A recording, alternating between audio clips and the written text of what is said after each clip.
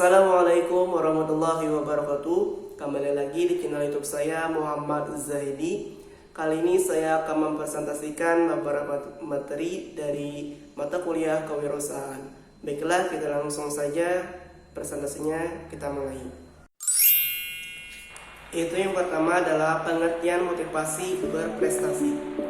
Apakah itu? Pengertian motivasi berprestasi yaitu merupakan sebagai dorongan yang berhubungan dengan prestasi, yaitu menguasai, mengatur lingkungan sosial atau fisik, mengatasi rintangan dan memelihara kualitas kerja yang tinggi, bersaing melebihi prestasi yang lampau dan mempengaruhi orang lain.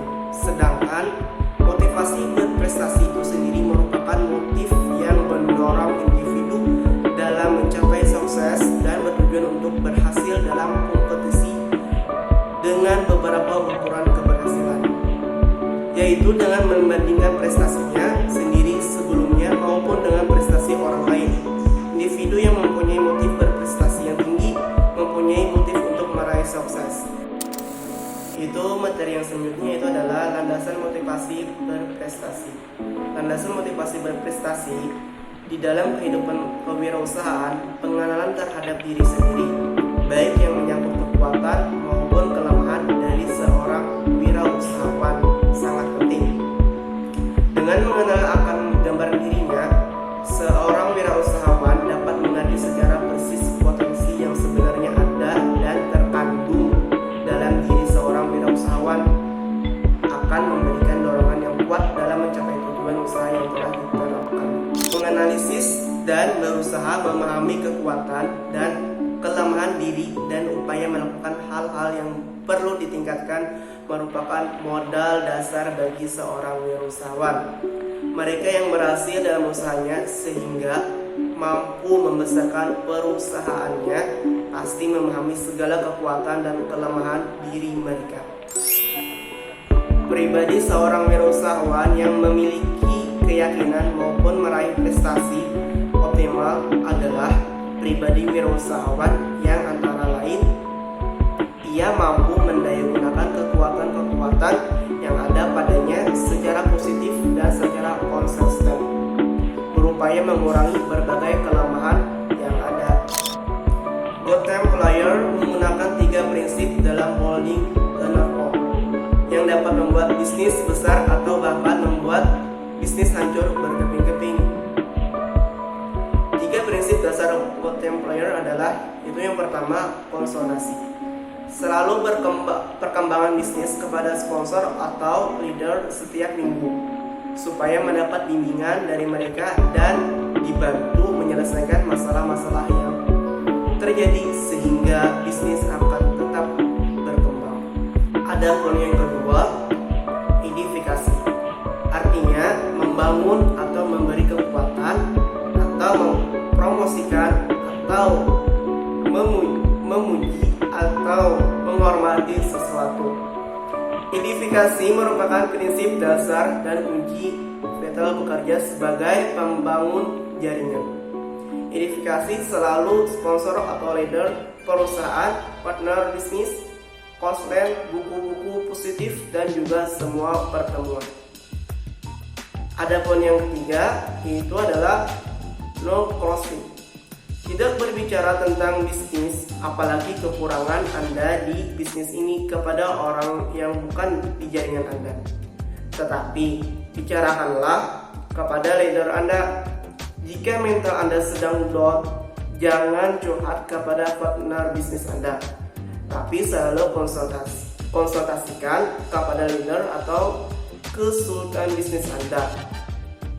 Sebaliknya, apabila mental Anda sedang berada di atas, segeralah memberi semangat kepada para partner bisnis Anda.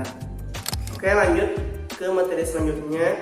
Komunikasi adalah suatu proses penyampaian dan penerima pesan atau informasi di antara 2 orang atau lebih, dengan harapan terjadinya pengaruh yang positif atau menimbulkan efek tertentu yang diharapkan. Komunikasi adalah persepsi dan apresiasi. Memasuki milenium baru, dunia usaha banyak menghadapi masalah kompleks, Bukan saja karena cakupan bisnisnya yang semakin beragam, melainkan juga karena skala bisnis sudah menjadi problem yang sangat luas. Sejumlah ahli mengatakan bisnis sudah menjadi masalah global. Mengapa sampai demikian?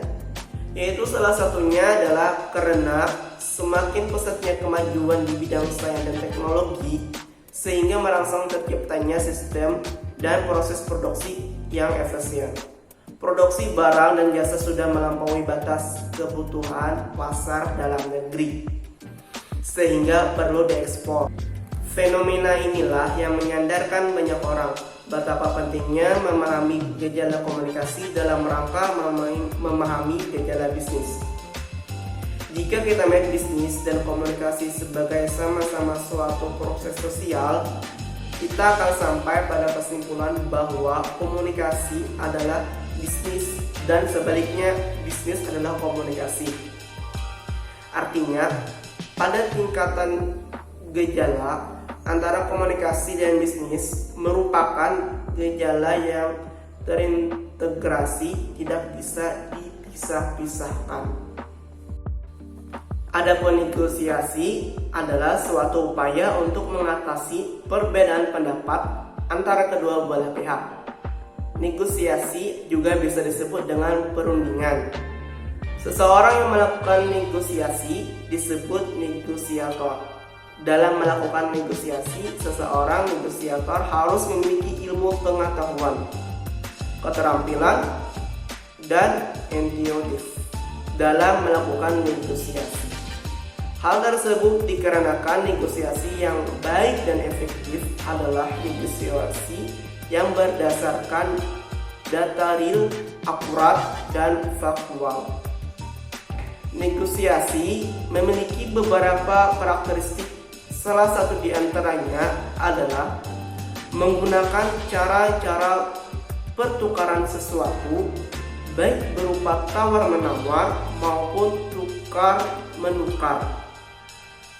Adapun beberapa kemampuan dasar yang harus dimiliki seorang negosiator antara lain yaitu adalah informasi, ilmu pengetahuan, penilaian, bijak atau arif. Nah, itulah hasil presentasi saya di mata kuliah kewirausahaan. Saya ucapkan terima kasih telah menyimak video ini dan saya akhiri. Wassalamualaikum warahmatullahi wabarakatuh.